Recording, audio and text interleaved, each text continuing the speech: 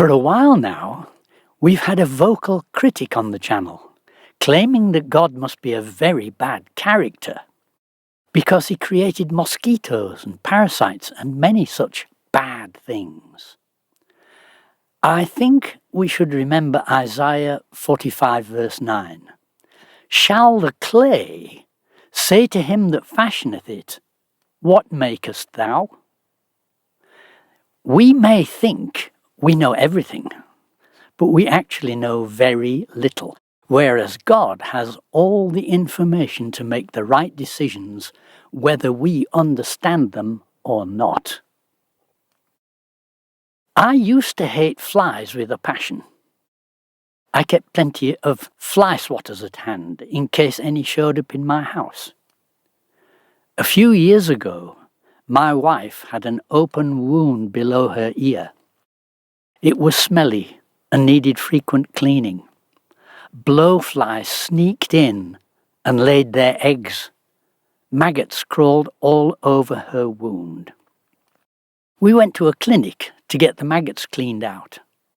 That was a tiresome process.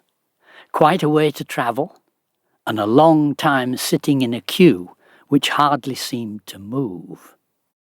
So I decided to find out how to clean them out myself.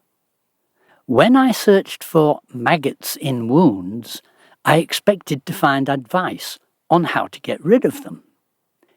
Instead, I found stories of wounded soldiers, retrieved from no man's land, being carried to field hospitals where wounds full of maggots responded well to treatment and usually healed well. Wounds without maggots usually went septic and gangrenous and often led to amputation of the wounded limb. This was so interesting to the medical doctors involved that they did intensive research to find out why. Firstly, they found that the maggots only eat dead, rotting flesh, and when only clean, live flesh remains, they crawl out of the wound, look for a place to hide, and turn into new flies. They also discovered that as maggots move over a wound, they spread a powerful antibiotic, which prevents pathogens from infecting the wound. Medical scientists are trying to replicate this antibiotic, which is far superior to anything made in a laboratory. Man-made antibiotics lead to modified pathogens which are resistant to the antibiotic. After centuries of application by maggots, pathogens haven't developed resistance to their antibiotic.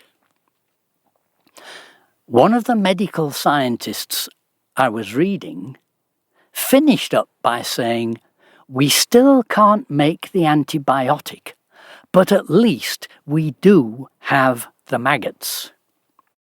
Medical laboratories culture the maggots and sell them to put into wounds. Typically, several hundred maggots are applied to each wound. Well, I stopped fighting the flies, which were trying to help my wife. And after a short while, the wound stopped stinking and never stank again. That really increased my appreciation for the wisdom of our Creator and his amazing provision for our well-being. I was also reminded of another creature I had disliked with a passion, the vulture. I used to lecture at a university in northern Nigeria, not very far from the southern end of the trans-Saharan camel route. There were always vultures perched on dead trees, or tearing into dogs or other things that had been run over next to the road. I thought they were ugly and disgusting and wished they would just go away. But one day I had to drive somewhere and found that a camel had died there a few days earlier.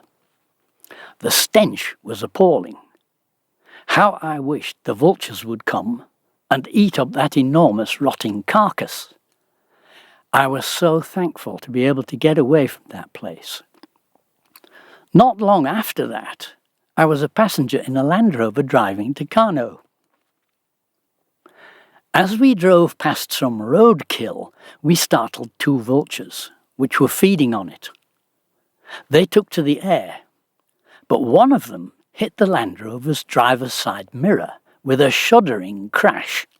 The mirror smashed, and the mortally injured vulture was thrown to the ground and struggled to drag itself to safety.